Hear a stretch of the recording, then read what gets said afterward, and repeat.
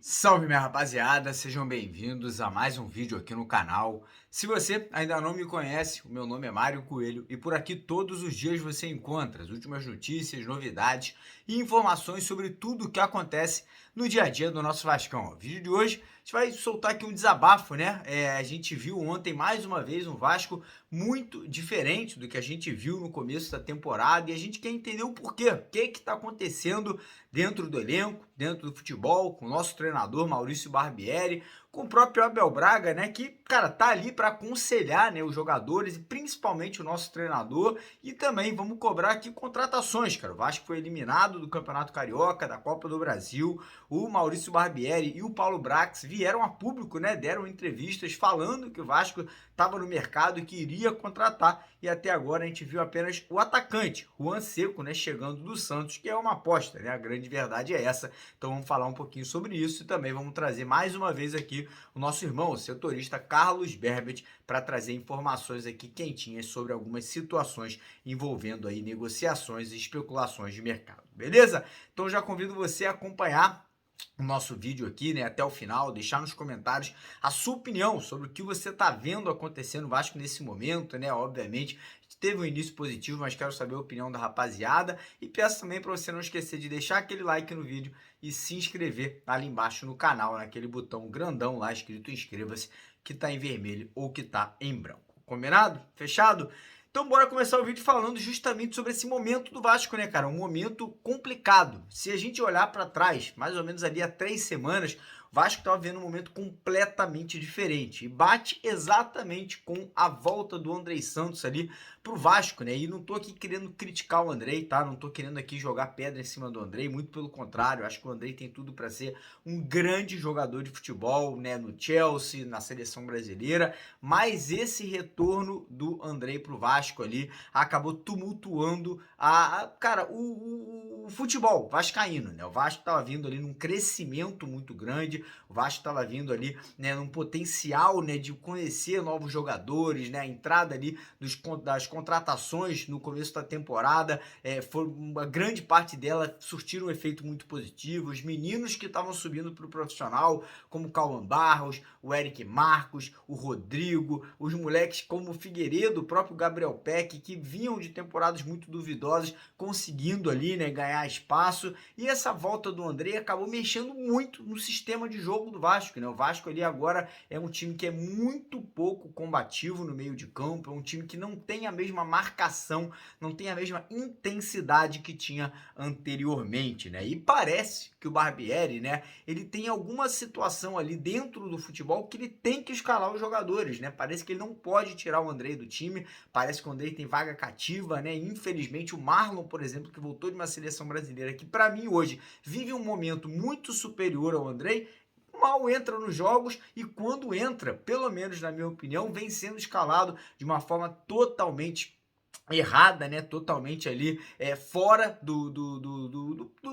da parte de campo que ele gosta, o que ele geralmente atua, que é ali centralizado. O Marlon vem entrando, vem jogando de ponta aberta pelo lado esquerdo de campo. A gente está vendo, por exemplo, o Eric Marcos, né, que todas as vezes que foi utilizado nas partidas ali, ou como titular, ou vindo do banco de reservas, sendo pouquíssimo utilizado. A mesma coisa com o Cauã Barros, né, um garoto que jogou 2 clássicos contra Botafogo e contra o Fluminense. Arrisco dizer, foi um dos principais jogadores naquelas 2 partidas, né? Contra o Botafogo foi ele que deu aquele lançamento logo no comecinho do jogo. Depois foi ele que acabou participando da jogada ali da expulsão, né, no primeiro lance daquela expulsão do jogador do Botafogo. E agora o garoto está sendo preterido, fica no banco ali e entra faltando 5, 3 minutos para as partidas acabarem. Então tudo isso, cara, me leva a crer que essa volta do Andrei, ela acabou prejudicando ali, não o ambiente, mas prejudicando o futebol, né, vascaíno, por essa necessidade do Barbieri ter que colocar o André em campo aí a todo custo. Então tudo isso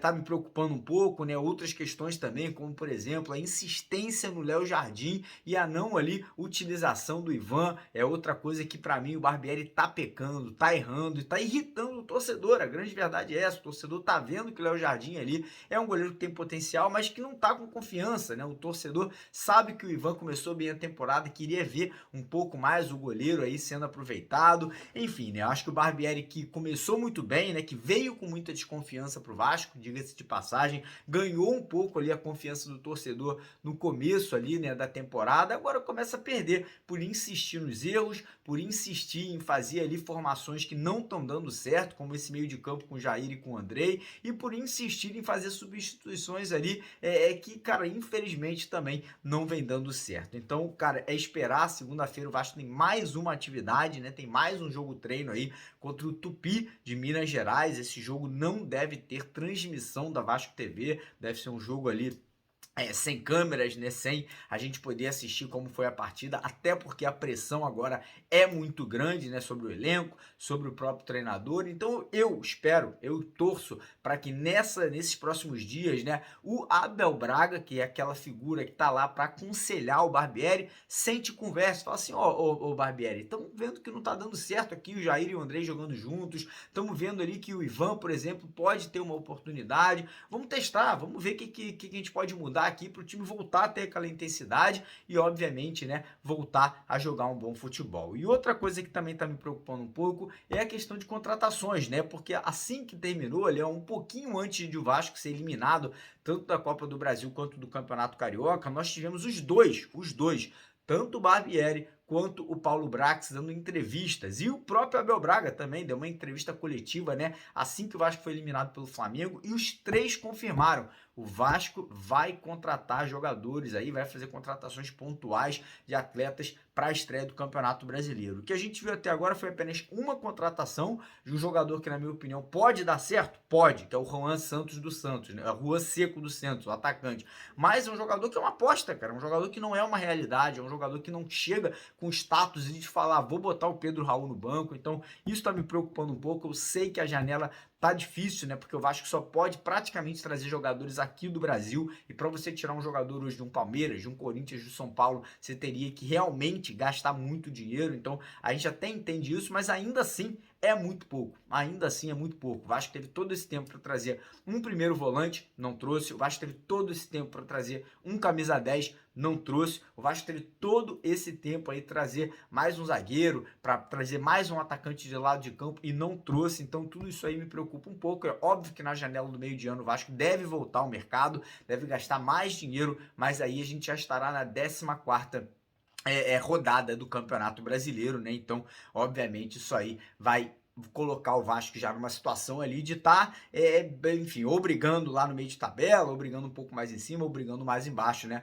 E a gente fica na expectativa que pelo menos o Vasco possa ali estar brigando, né, entre os 10 primeiros colocados. Essa é a nossa expectativa. Mas enfim, vou trazer novidades aí agora com o nosso irmão Carlos Berbet sobre situações envolvendo o mercado da bola. Provavelmente amanhã de manhã a gente deve ter mais novidades sobre a situação, né, do meio atacante David Braga, que ontem jogou muito contra o Vasco, né? Na minha opinião foi o melhor jogador em campo na vitória do Atlético, e o Berbet vai trazer aqui algumas informações sobre alguns outros jogadores para vocês nesse momento, beleza? Então é isso, peço para vocês deixarem nos comentários a opinião de vocês aí sobre esses assuntos. Não esquecerem de deixar o like no vídeo e se inscreverem aqui no canal. Um abraço, tamo junto, valeu! Fala, Mário! Fala, torcida vascaína! Tudo certo, rapaziadinha? Carlos Berbert aqui na área para trazer informações sobre o Vasco e mais especificamente, né, no mercado da bola ali, a janela de transferências aquecida, né, nos seus últimos instantes, ela fechando na próxima terça-feira, dia 4 de abril.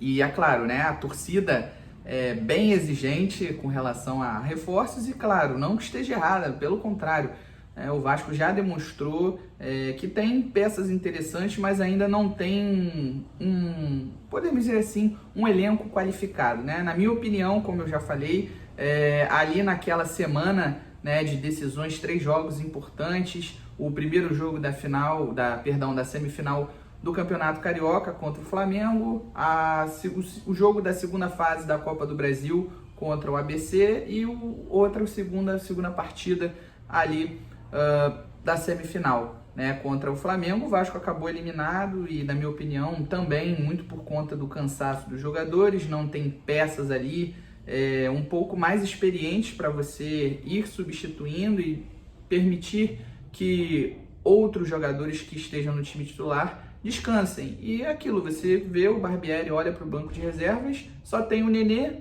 o Orediano e garotos da base do banco de reservas. Então, acho que isso ficou bem claro. O jogo de ontem também, a torcida ficou insatisfeita e com razão, né? Porque, na minha opinião, o time entrou assim, sem muito compromisso, né? Um amistoso, vamos jogar, e acabou perdendo. Então, assim, hoje eu vou trazer informações sobre o Rojas, né, o meio-campista lá do Racing. Eu consegui respostas hoje com relação a isso, e realmente o Vasco fez uma sondagem, se interessou pelo jogador, conversou ali com o staff, né, o representante, mas a pessoa me disse o seguinte: olha, nada muito sério, né, nós tivemos ali conversas, mas não avançou, isso no final do ano passado. E, né, com relação ao Thiago Santos, também o volante ex-Grêmio, que agora fechou com o Fluminense, né, realmente, como o Portal Gol trouxe, ele foi pauta ali no Vasco. O Abel Braga levantou o nome dele e falou assim: olha, por mim, eu traria o jogador, né, contratava ali, mas o que bateu, né, o que travou ali foi a questão, como já divulgada, do Barbieri, né, que queria um jogador um pouco mais jovem, a questão, claro, como eu já citei, da idade dele, 33 anos, e o salário, até porque